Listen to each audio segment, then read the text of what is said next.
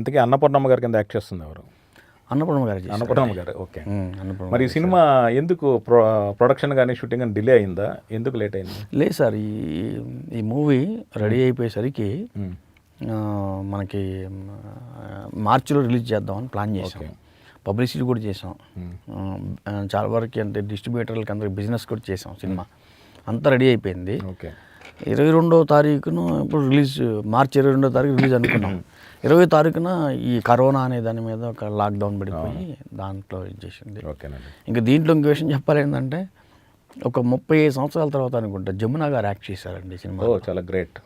ఇది అన్నపూర్ణ గారు మనవాళ్ళు. ఓకే. చాలా మంచి క్యారెక్టర్ చేశారు. ఓకే. ఓకే. అక్కినేని అనసూయమ్మ గారని ఓకే. ఆ పాత్ర ఓకే. చాలా బాగా చేసుకుంటూ వచ్చారు. ఓకే. ఓకే. అంటే 35 years తర్వాత యాక్ట్ చేశారు ఈ సినిమాలో. సో డెఫినెట్గా ఆవిడ మళ్ళీ తెర మీద చూపించడం చాలా గ్రేట్ థింగ్. అవును సార్. అవునండి. తెర మీద తీసుకొచ్చాము. అప్పటికి ఆమె జమున గారు ఒప్పుకోలేదు. ఓకే. అంటే అంటే అమ్మ మీరు చేస్తే బాగుంటుంది ఈ మూవీ, కొద్దిగా మీరు యాక్ట్ చేస్తే కొద్దిగా నాకు బాగుంటుంది, నా కోసం మీరు చేయాలని చెప్పేసి ఒక 10 రోజులు తిరిగాను పట్టుదలగా. ఓకే. తిరిగాను, కాళ్ళ పడ్డాను. అంటే చివరికి ఆవిడ ఒప్పుకొని చేశారండి సినిమా. అని చేసి చాలా హ్యాపీ ఫీల్ అయ్యారు. సో ఇది ప్లెజెంట్ సర్ప్రైజ్ ఆడియన్స్ అందరికి. ఆడియన్స్ అంతా. అన్నపూర్ణమ్మ గారు మనవడి సినిమా ఎప్పుడు చూపిస్తున్నారు? అంటే అన్నపూర్ణ గారు మనవడు ఏంటంటే అండి, మీకు మనం ఆ సినిమా థియేటర్స్ కోసం వెయిట్ చేస్తున్నాం మేము. అనుకోకుండా కరోనా రావటం, లాక్డౌన్ పట్టడంతో సినిమా ఆగింది. అయితే దానికోసం వెయిట్ చేస్తున్నాము. అయితే ఇప్పుడంటే ఇక థియేటర్స్ వచ్చిన తర్వాత బాగుంటుంది, థియేటర్స్ చేస్తే బాగుంటుంది. ఎందుకంటే ఆ సినిమాలో ఏంటంటే చాలా హెవీ ప్యాడింగ్ ఉంది సార్. 29 మంది ఆర్టిస్టులు యాక్ట్ చేశారు ఆ సినిమాలో. అన్నపూర్ణ గారు మనవాళ్ళు మంచి ప్యాడింగ్, మంచి సాంగ్స్ బాగుంటాయి, మంచి లొకేషన్స్. అయితే ఏమైందంటే థియేటర్స్కి వస్తే నాకు బాగుంటుంది ఒక డైరెక్టర్గా, మళ్ళీ నాకు మంచి లైఫ్ స్టార్ట్ అయిద్ది అని చెప్పేసి నేను వెయిట్ చేశాను. ఓకే. ఇప్పుడు మరి థియేటర్స్ ఇప్పుడల్లా అయ్యేటట్లు లేవు. అప్పుడు ఏదో 1వ తారీఖు నుంచి థియేటర్స్ అంటున్నారు, మరి నవంబర్ 1 నుంచి అన్న కూడా. మన ప్రొడ్యూసర్స్ ఏమంటున్నారంటే, ఇప్పుడు థియేటర్స్ ఓపెన్ చేసిన జనాలు వస్తారా, ఆడియన్స్ వస్తారా, చూస్తారా సినిమాని? అప్పుడు ఏంటంటే ఇప్పటికే ఆ సినిమాకి 5 కోట్లు బడ్జెట్ పెట్టారు ఆయన ప్రొడ్యూసర్ గారు. మరి దానికోసం ఏం చేయాలి? అందుకని ఏంటంటే ఇక ఓటీటీలో అమెజాన్ ప్రైమ్లో రిలీజ్ చేయాలని దీంట్లో ఆలోచనలో ఉన్నారు. ఓకే. Very good. దానికి ఆ టాక్స్ అవి నడుస్తున్నాయి అంట. ఓకే. చివరిగా ఒక ప్రశ్న సార్, మీరు మహానటి జమున గారి మీద బయోపిక్ తీస్తున్నారని విన్నాం, నిజమా కాదా? నిజమేనండి. ఓకేనండి. సన్నాహాలు ప్రారంభించారా? ప్రారంభించామండి. ఓకేనండి. అన్నపూర్ణ గారు మనోడు ప్రెస్ మీట్లో జమున గారు ఏమన్నారంటే, అంటే వీడు చూడటానికి ఇట్లా చిన్నగా కనపడ్డా కూడా వీళ్ళు నాకు పెద్ద పెద్ద డైరెక్టర్లు కనపడ్డారు. అంటే ఆమె తరపున అది అలా చేశాడు. సినిమా కూడా చాలా బాగుంది మూవీ అని పబ్లిక్గా ప్రెస్ మీట్లో వీడు శివ అంటే నా దత్తపుత్రుడు అని చెప్పేశారు ఆవిడ. ఓకే. అందరూ హ్యాపీ ఫీల్ అయ్యి జర్నలిస్ట్ అంతా రాసేసారండి. చాలా హ్యాపీ ఫీల్ అయ్యే విషయం నేను. అమ్మ కూడా నన్ను ఇప్పుడు కొడుకులాగా చూస్తారు ఇప్పటికి కూడా. నేను ఆమె అమ్మ నేర్పిస్తాను. అయితే నేను చెప్పాను, అమ్మ నేను మీ మీద ఒక బయోపిక్ చేద్దాం అనుకుంటున్నాను అని చెప్పేసి. ఇంతకుముందు చాలామంది అడిగారు కానీ నాకు నమ్మకాలు కుదరలేదురా, నువ్వు చేస్తా అంటే నేను నా బయోపిక్ మొత్తం నేను చెప్తానని చెప్పేసి చాలా వరకు తన బయోపిక్ చెప్పారు.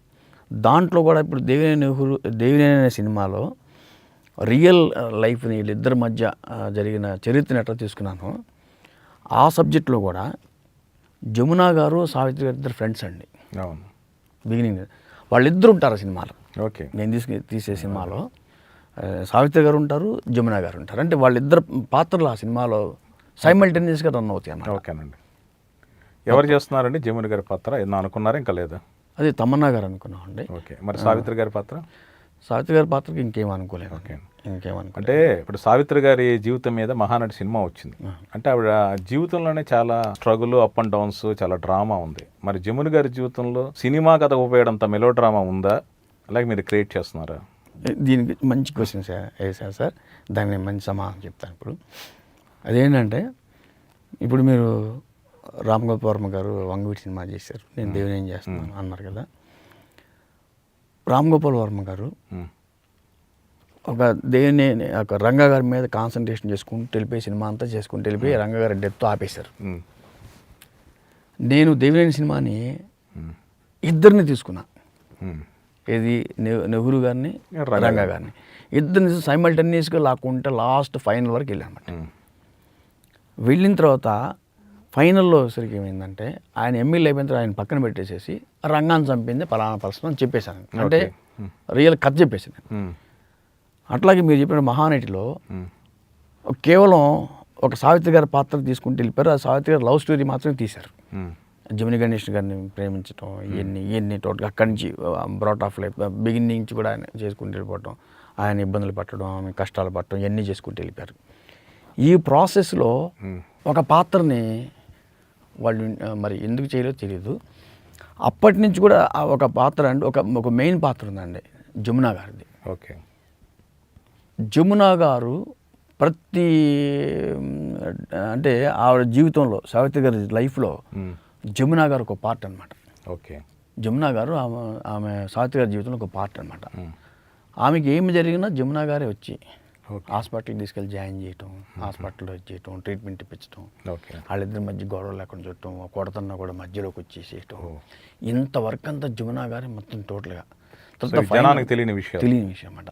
తర్వాత ఫైనల్గా మళ్ళీ సావిత్రి గారిని తీసుకొచ్చి హైదరాబాద్లో ఒక చిన్న ఇల్లు ఇచ్చి ఆ ఇంట్లో పెట్టి ఆ ఇల్లు రాసి ఇచ్చింది కూడా జమునా గారి ఓహో మొత్తం. ఓకే. అదొకటి. తర్వాత దీంట్లో ఇంకోటి ఏంటంటే తెలుసుకోవాల్సిన ఒక చిన్న మెసేజ్ ఉందండి దీంట్లో. మీకు మాకు బయోపిక్ కాకుండా మెసేజ్ ఏంటంటే సక్సెస్ఫుల్ లైఫ్ జమునా గారిది. అవును. ఫస్ట్ నుంచి సక్సెస్ఫుల్ లైఫ్ ఆమెది, టెన్షన్స్ లేవు ఆమెకి, అవును. హ్యాపీ లైఫ్ ఆమెది. అంటే పెద్దలు కుదిర్చిన మ్యారేజే చేసుకున్నది. అవును. ఫ్యామిలీ లైఫ్ కూడా హ్యాపీగా గడిచిపోయింది, సినిమా లైఫ్ కూడా హ్యాపీగా గడిచిపోయింది. అంటే ఒక విధంగా చెప్పాలంటే రుస్తుం లాంటి వాళ్ళు, తోపులు లాంటి వాళ్ళు కూడా పక్కన పెట్టేసి. అందుకని ఇప్పుడు ఒక దశలో రామారావు గారు నాగేశ్వర గారితో ఒక మిస్అండర్స్టాండింగ్ ఏర్పడి కొంతకాలం వాడు కలిసి యాక్ట్ చేయలేదు.